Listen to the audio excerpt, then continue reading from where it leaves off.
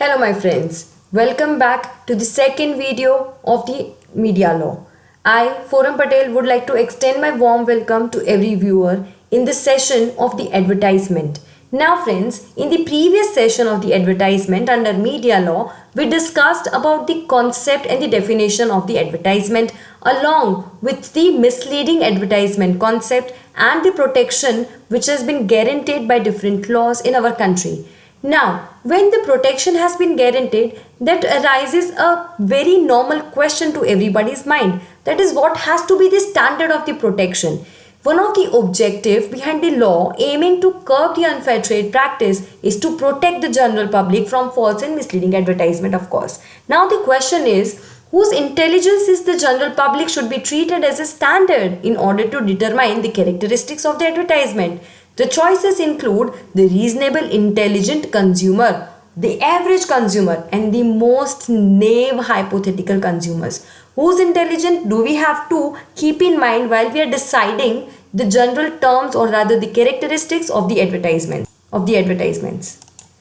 It has come to the opinion that the average purchaser has been variously characterized as not straight thinking, subject to impressions, rather uneducated also, grossly informed, influenced by prejudices, superstitious, wishfully believing in miracles, eligibly result in progress in the science, everything. So this means that the vendor must be aware about all these characteristics. The ordinary purchaser is not conversant with the technical array and different aspects of the science that has been dealt by the product. So the language of the ordinary purchaser is casual and unaffected. He is not an expert, of course, so he will not be falling for all the grammatical constructions or rather beautifully lined advertisements for all the time. They have to be there for the educated people. But what about the uneducated people? Are they not this segment of the society? Should they not be considered as an equal footage when we are making the whole segment of the advertisement which is applicable for the whole general public at large? In India, my friends, Sachar Committee has also endorsed the average purchaser standards as a test to determine the characteristics of a trade practice.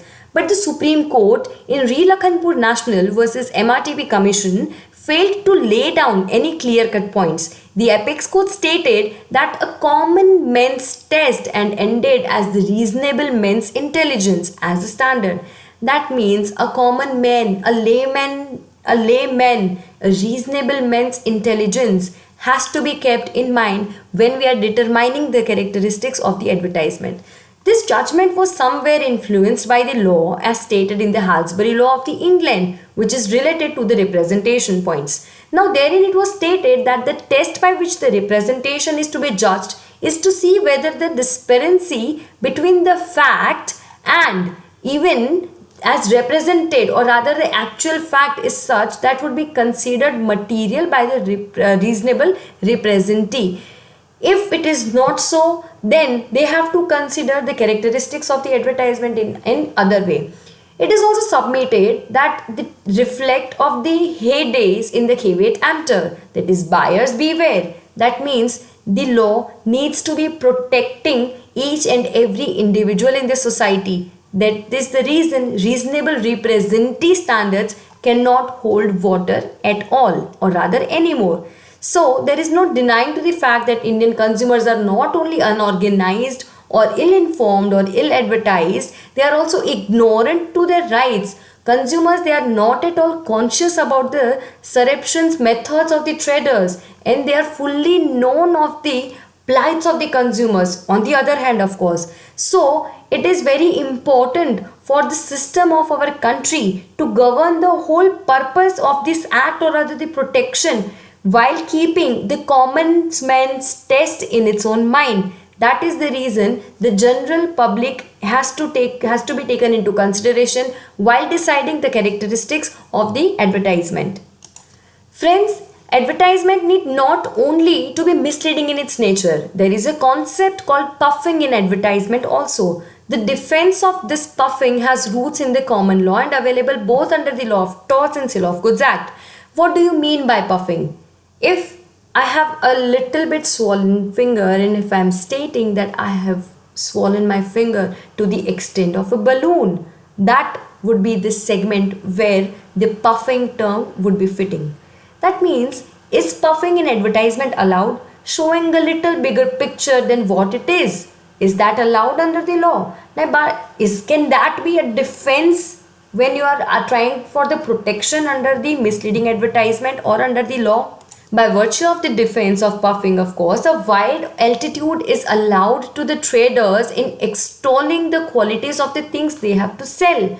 Purchasers, they are expected to be capable of exercising reasonable judgments and discriminating, and they cannot complain merely because their own opinion of the goods may fall far below that of the seller. So long, therefore, as on the advertisers confine himself to general praise of his goods, he is fairly safe no matter how exaggerated his praise may be.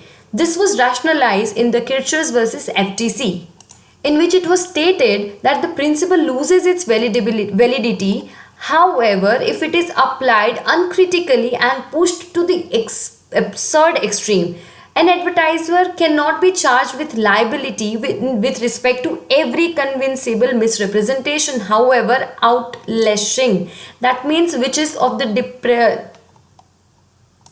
that means that a representation cannot become false and deceptive merely because it will be unreasonably misunderstood by an insignificant segment of the class of the people to whom it is made. That means, my friend, puffing can be used but not exaggeratedly, even under the law, as a defense for getting the protections.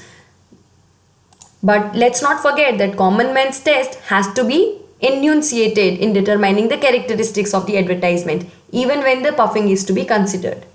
So friends, what if this misleading advertisement is doing certain harm to the people? How to regulate them? So friends, let's get started with the understanding of the regulatory authority. As you can see on the screen, my friends, in our country we have Advertising Standard Councils of India, that is what you call ASCI, to regulate the same issues that has been arising in this segment of the advertisement.